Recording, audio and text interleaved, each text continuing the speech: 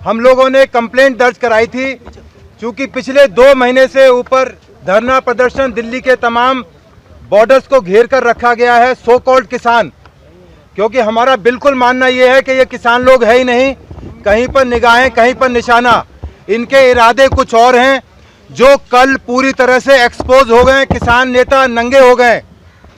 जिस तरह से दिल्ली की सड़कों पर तांडव किया गया, 37 शर्तें दिल्ली पुलिस ने इनके ऊपर लगाई, किसी शर्त को इन्होंने नहीं माना। इन्होंने वायदा किया था दिल्ली पुलिस के साथ में, कि एग्रीमेंट किया था कि हम 37 शर्तों को मानेंगे और पूरे कायदा कानून को, लॉ एंड ऑर्डर को मान के हम लोग अपना प्रदर्शन करेंगे, शांतिपूर्वक रहेगा।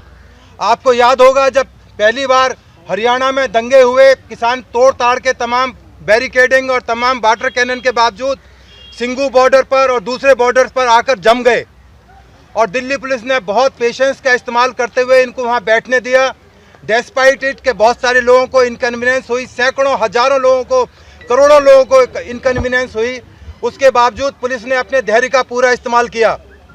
पर जिस तरह से समय निकलता रहा, इनकी हरकतें और जो इनके इरादे थे वो धीरे धीरे साफ होते रहे। हम लोग दिल्ली पुलिस महासंघ ना किसी राजनीतिक पार्टी से हैं, ना बीजेपी, कांग्रेस, कम्युनिस्ट, किसी पार्टी से संबंध नहीं रखते हैं। हमारा संगठन हमारे साथियों का, रिटायर्ड पुलिस अधिकारियों का है, और हमारा केवल और केवल पर्पज है कि दिल्ली पुलिस के साथ में कोई बाहर का पक्ष, कोई भी किसी तरह की जाति ना कर पाए। इसके लिए जो कल जो दिल्ली के सड़कों के अंदर तांडव हुआ, दिल्ली पुलिस की महिला पुलिस अधिकारी को जिस तरह से मिस हैंडल करा गया, हमारे 300 से अधिक जवान अस्पतालों में पड़े हुए हैं, 22 FIR दर्ज हो चुकी हैं। पुलिस का पेशेंस चरम सीमा पर था। यदि कल पुलिस अपना विश्वास खो बैठती, पेशेंस खो बैठती, एक्सेप्शनल डिस्प्ले किया है पुलिस ने अपनी पेशेंस का। यदि ये जलियांवाला बाग से भी ज़्यादा खतरनाक होता यदि कल पुलिस फायरिंग करती। बहुत सारे क्वार्टर से ये आ रहा है कि पुलिस का इनेक्शन था। मैं कहता हूँ ये पुलिस का बहुत बड़ा समझदारी वाला काम था। यदि कल पुलिस गोली चलाती तो आपको नहीं पता दिल्ली के अंदर क्या होता, किस तरह से देश का डिवीजन होता, किस तरह की बातें पुलिस के बारे में अनगढ़ बातें की जाती थी, हालांकि अभी भी की जा रही हैं। अब हमने जो आज अपना सांकेतिक एक प्रदर्शन या धरना, दिल्ली पुलिस के साथी जो हमारे इंजर्ड हैं, हमारी महिला पुलिस वालों के साथ जो मिसहैंडलिंग हुई है, उसके बारे में हम सब लोग यहाँ इकट्ठे हुए हैं, और हमने अपनी बात, कोशिश है कि हम चाहे, जो आपने हमारे बैनर देखे होंगे, हमने डिमांड की है कि जितने भी ये इस तरह के लीडर्स हैं, इन तमाम को NSA के अंदर डिटेन किया जाए।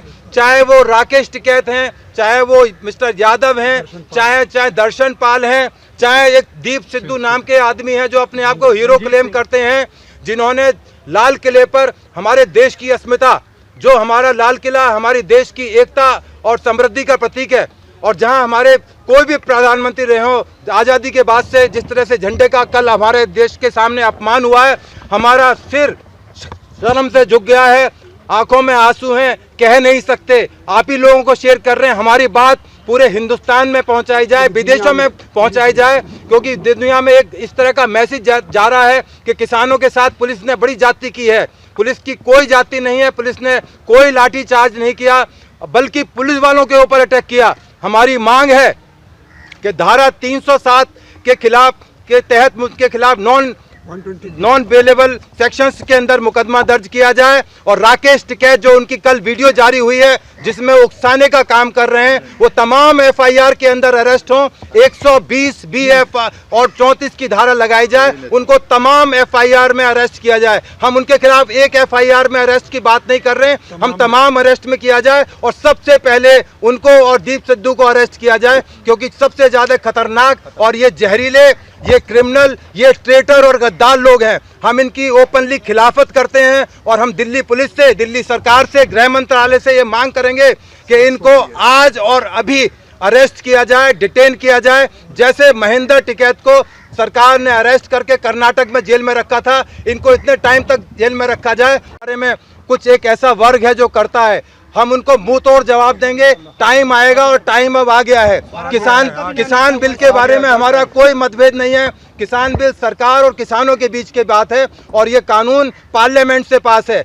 कल जो नज़ारा सड़कों पर देखकर मिला, मुझे जो जानकारी मिली है वो ये थी कि यदि इनको आईटीओ पर डील ना किया गया होता तो कल ये राष्ट्रपति भवन, पार्लियामेंट और सुप्रीम कोर्ट के अंदर घुटते इंडिया गेट पर जाते, जहां हमारे देश की शान परेड चल रही थी। इन्होंने जानबूझकर 8 बजे टाइम चुना कि तब तक हम लोग, जब तक परेड निकलनी शुरू होगी, हम राजपथ पर पहुंचेंगे और परेड को डिसरप्ट करेंगे।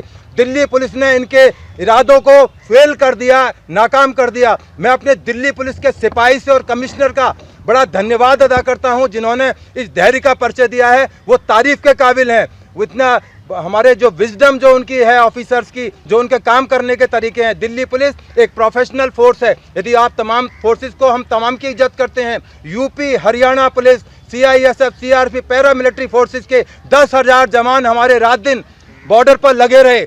इस किसान लोगों के बारे में जानकारी मिली है कि 6 बजे जाकर अपने टेंट के अंदर कंबल में सो जाते थे।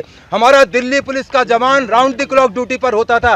क्या किसी ने सोचा है कि उसको ठंड लगती होगी? क्या उसको रात के टाइम चाय मिली? उसने खाना खाया? नहीं खाया। उनके लिए लंगर लगे हुए हैं, उनके लिए सब कुछ लगा हुआ है। हमारे जवान के लिए क्या क्या सुविधाएं की गई, बताएं। कोई आकर टेलीविजन पर आकर बताएं, मीडिया के माध्यम से बताएं। दिल्ली पुलिस के हमारे आदमियों की एक और परेशानी थी कि यदि वो सो गए और किसानों का कोई वर्ग दिल्ली में घुस गया तो उनकी कोई बख्शिश नहीं होगी, क्योंकि पुलिस के खिलाफ बहुत सारा एक ऐसा वर्ग है, सपोर्ट करने वाले कम हैं, विरोध करने वाले ज़्यादा हैं। तो अभी हमारा नेक्स्ट प्रोग्राम ये है कि अभी हम, चूँकि हमारा विचार है कि हम सिंघू बॉर्डर पर, गाजी बॉर्डर पर जाकर अपना प्रोटेस्ट दर्ज कराएं। जो हमारी दिल्ली पुलिस महासंघ के एग्जीक्यूटिव्स हैं, उनके साथ हम लोग मीटिंग करेंगे। उसके बाद डिसाइड करेंगे कि हम अपना नेक्स्ट प्रोटेस्ट किस तरह करें। अभी हम लोग चंदगीराम अस्पताल के पास जो ट्रामा सेंटर है, वहाँ पर जाएंगे। जो हमारे दिल्ली पुलिस के साथी वहाँ इंजर्ड हुए हैं, यदि आप जो वीडियो जारी हुई हैं कि लाल किले पे जिस तरह से हमारे सिपाहियों को, जैसे आप देख रहे हैं पेड़ के पत्ते झड़ रहे हैं, उस तरह हमारे सिपाही 22 फुट नीचे खाई के अंदर फेंके जा रहे थे, गिर रहे थे। उनको फ्रैक्चर हुए, कमर में फ्रैक्चर हुए, उनकी रीढ़ की हड्डियां टूट गई, अस्पतालों में लेटे हुए हैं। मेरी तमाम मीडिया से रिक्वेस्ट है, साथियों से रिक्वेस्ट है, ये तमाम बातें नीचे तक पहुंचनी चाहिए, पब्लिक तक पहुंचनी चाहिए। जो जिंदगी के अंदर जो हमें फेस करना पड़ा है, हमारे आने वाली जनरेशन को फेस ना करना पड़े, और इनके खिलाफ इतना सख्त एक्शन लिया जाए कि तमाम बॉर्डर 24 घंटे के अंदर खाली कराए जाएं। हमारी डिमांड है दिल्ली पुलिस से, हरियाणा पुलिस से, यूपी पुलिस से कि अपने बल का प्रयोग करते हुए अब टाइम आ गया है कि पूरी ताकत लगाएं। एक्शन लेने का टाइम आ गया है, इनके खिलाफ एक्शन हो। 24 घंटे के अंदर इनको तमाम बॉर्डर से खाली कराए जाएं। और ये जो अच्छे किसान हैं, जो शांतिप्रिय किसान हैं, मैं भी किसान परिवार से हूं, जहां मैं आपको सामने प्रेस से मुखातिब हूं, वहां से 40 किलोमीटर दूर मेरा गांव है। मैं कहीं लंदन अमेरिका में पैदा नहीं हुआ। मेरे तमाम साथी बिल्कुल दिल्ली पुलिस के अंदर 94% पुलिस वाले गांव से आते हैं। आईपीएस का कुछ वर्ग है जो बहुत एफ्लुएंट फैमिली से आता है, पर नॉर्मल जो हमारे जवान हैं, हमारे साथी हैं, सब वो एवरेज परिवार से आते हैं। तो मेरी तमाम से रिक्वेस्ट है कि हमारा मैसेज दूर तक जाए, और ख़ास तौर से इन जो टिकैत और योगेंद्र यादव और इस तरह के लोग हैं उन तक जाए, जिससे कि उनको एड़ी पंजे टाँके, उनको पता लगे कि किस तरह से लॉ एंड ऑर्डर को ख़राब करा जाता है। देश को स्थिर नहीं होने देंगे हम। उसके लिए ठीक है, रिटायर्ड हैं, पर हम इस देश के लिए लड़ेंगे। हम अपनी जान की कुर्बानी देने के लिए भी तैयार हैं। धन्यवाद। जय हिंद, जय भारत।